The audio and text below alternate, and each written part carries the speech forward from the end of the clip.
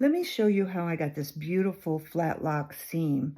I made it on the serger, and this is the seam that's actually going to hold the sides and the cuff and all that together on this jacket I'm going to make. This side is a 12 weight thread, or you could use a decorative thread, and this side is a ladder stitch, but it's a regular thread. I have 2 threads set up, but your machine may take something different. You may have to have a 3 thread, and so check your manual. You can set that up. Now how you're going to start out is a little different than a regular seam, in that you're going to have the wrong sides of the fabric together. So the wrong sides are together, and you're going to have the side that you want the decorative thread to show on the top side, facing you. And then you're just going to go down. You might want to change your knife edge if there's a lot of ridge to the center, a lot of bulk in there, and that will take less. That will put less fabric underneath the stitches. So move your knife toward the base of the machine in order to take less of fabric underneath. And so now this is what it looks like.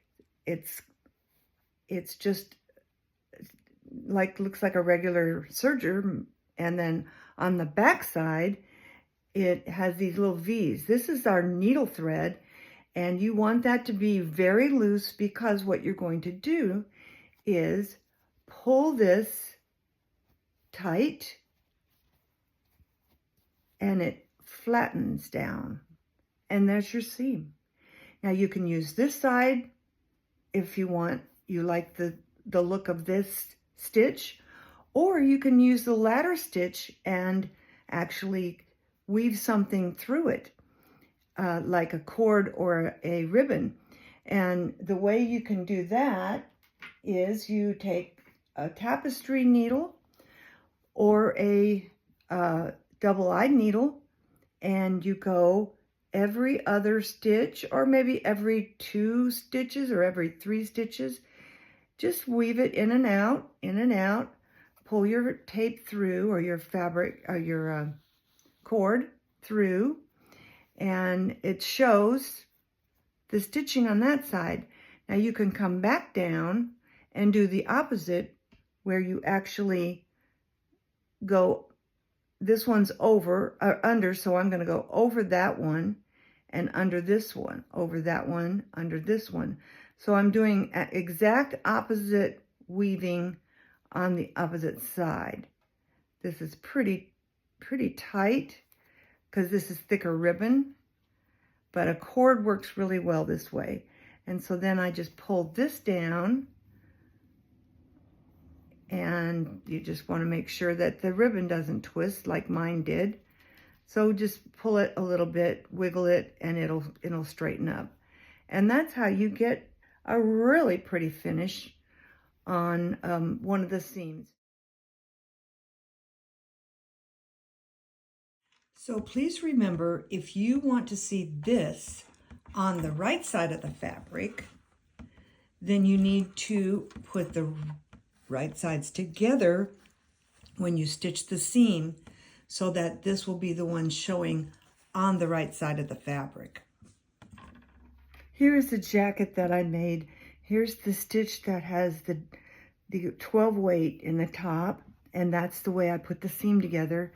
But then when I put the band on, I used the opposite side, which is the ladder side. So you can see that's the side that had the 12 weight. And then I wove this ribbon tape through this, and I did 2, 3, 2, 3, every other one. Then this one is just a regular thread, stitched regular thread on the top, and on the bottom, and there's what it looks like on the back side. And this one was a variegated thread, and the band in the front and the sleeve band and the side panel were all put on with a variegated thread, using that on the top. Otherwise, it would look like this on the back side, and you could do the thread through it. But you would need to put these the opposite way when you're stitching them, so that this would show instead of this side.